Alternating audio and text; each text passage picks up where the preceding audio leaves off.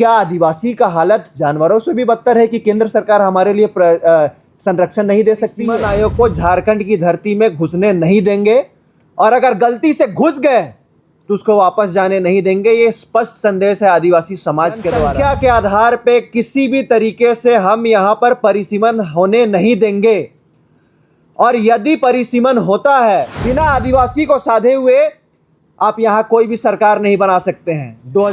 30 अगस्त 2026 रविवार को एक ऐतिहासिक आदिवासी एकता महाजुटान रैली जो मोरहाबादी मैदान में होने वाला है, उसकी तैयारी और उसके चर्चा को लेकर के आज हम लोग प्रेस कॉन्फ्रेंस कर रहे हैं। इस प्रेस कॉन्फ्रेंस है तैयारी को लेकर के। कल एक हमारी महिलाओं का ग्रुप के द्वारा प्रेस कॉन्फ्रेंस किया गया था, आज युवाओं के द्वारा किया जा रहा है और कल फिर से एक जॉइंट प्रेस कॉन्फ्रेंस इसी जगह में सभी लोगों का किया जाएगा।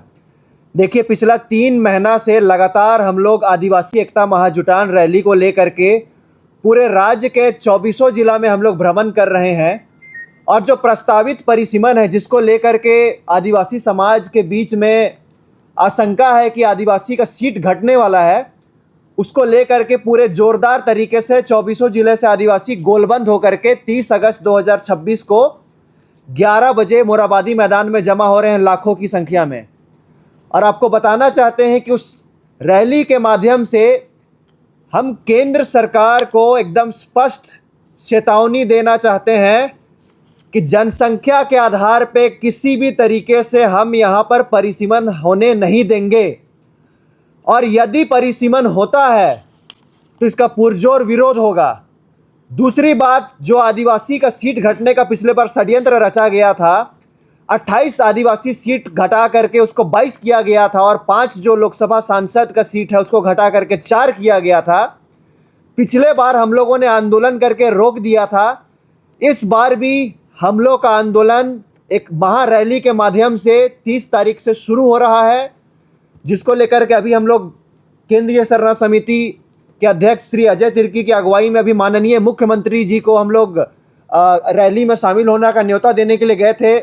उन्होंने बहुत पॉजिटिव रिस्पांस दिया और इस रैली के साथ हमारे साथ पूरा खड़े हैं और आने का भी आश्वासन दिया है।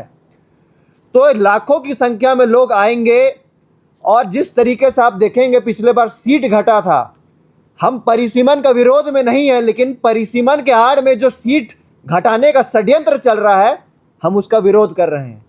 हमारा स्पष्ट डिमांड है कि अगर सीट बढ़ता है तो वर्तमान सीट के समान अनुपात में ही आदिवासी का भी सीट बढ़ना चाहिए।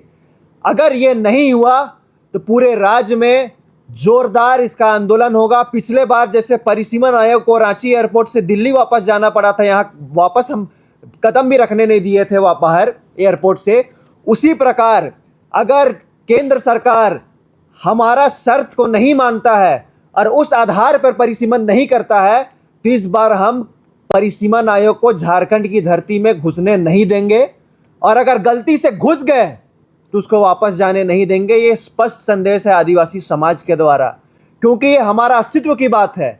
जिस दिन आदिवासी का सीट यहाँ झारखंड विधानसभा में कम हो जाएगा उस दिन समझिए कि आदिवासी का पूरी तरीके से सामाजिक, आर्थिक, राजनीतिक अस्तित्व पूरी तरीके से झारखंड में खत्म हो जाएगा। क्योंकि यहाँ पर आज पूरे देश में मैं पूरे दावा के साथ कह सकता हूँ कि अगर कोई एक राज्य है जहाँ पर आदिवासी का दबदबा है वो राज्य झारखंड है। वो दबदबा इसलिए है क्योंकि 81 सीट का जो विधानसभा है उसमें 41 बहुमत चाहिए और 28 एसटी सीट रिजर्व है आदिवासियों का। बिना आदिवासी को साधे हुए आप यहाँ कोई भी सरकार नहीं बना सकते हैं। 2019 में कांग्रेस जेएमएम का अलायंस ने 26 सीट जीता तब सरकार बना, 2024 में 27 सीट जीता 28 में से तब जाके सरकार बना। तो कहने का मतलब ये है कि जो आदिवासी को साध लिया वही यहाँ सत्ता पे रहता है और सत्ता में जिस दिन आदिवासी नहीं रहेगा समझिए आदिवासी खत्म हो जाएगा।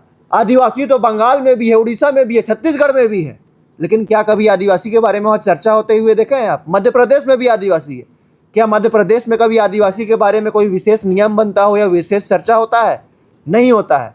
कारण इसलिए है क्योंकि मध्य प्रदेश जैसे बड़े राज्य में जहाँ पर इस देश में सबसे ज़्यादा आदिवासी निवास करते हैं, 1.5 करोड़ से अधिक जनसंख्या है आदिवासियों का, वहाँ पर भी आदिवासी का तूती नहीं बोलता है क्योंकि वहाँ पर राजनीतिक शक्ति के रूप में आदिवासी नहीं है। 230 सीटों का विधानसभा में मात्र 47 सीट रिजर्व है आदिवासी का वो तो जानते हैं, कोई भी पार्टी हो वो जानते हैं कि उनको बिना आदिवासी का वोट लिए हुए भी, बिना आदिवासी का सीट जीते हुए भी वो सरकार बना सकते हैं।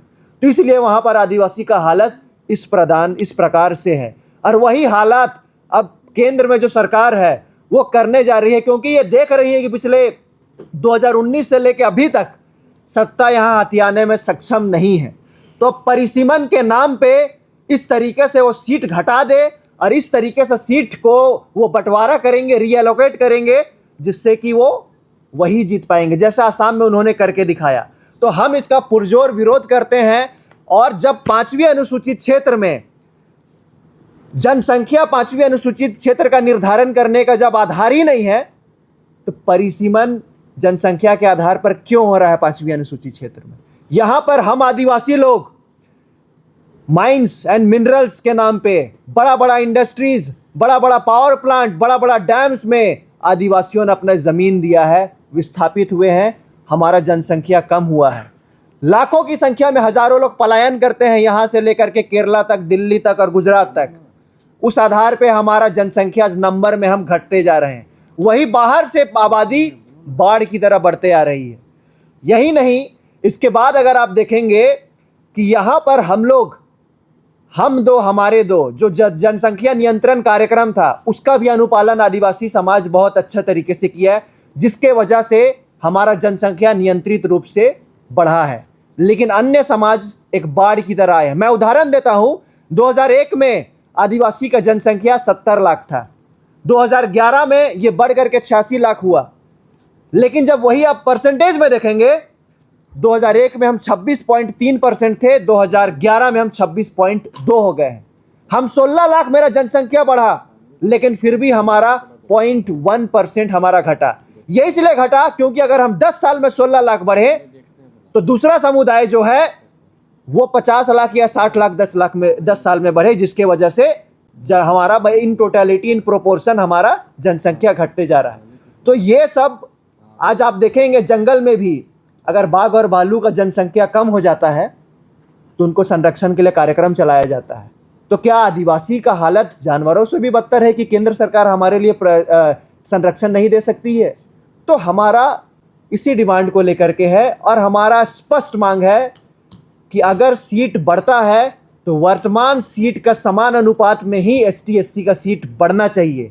यदि अगर सीट 50% बढ़ता है टोटल में, तो ST SC का भी जो वर्तमान सीट है वो 50% टोटल बढ़ना चाहिए, तब हम इस पर विचार करेंगे, वरना हम किसी भी हालत में परिसीमन होने नहीं देंगे। यही हमारा मांग था। और उस रैली में 30 तारीख को जो रैली होने वाला है, उसमें हमने माननीय मुख्यमंत्री हेमंत सोरेन जी को बुलाया ही है। इसके साथ साथ हमारे बीच में के राजू जो यहाँ के प्रभारी हैं वो भी रहेंगे। डॉक्टर विक्रांत भूरिया जो ऑल इंडिया आदिवासी कांग्रेस के नेशनल चेयरमैन हैं, वो भी इस रैली में शामिल होंगे। और लाखों की संख्या में 24 जिले से लोग आ रहे हैं।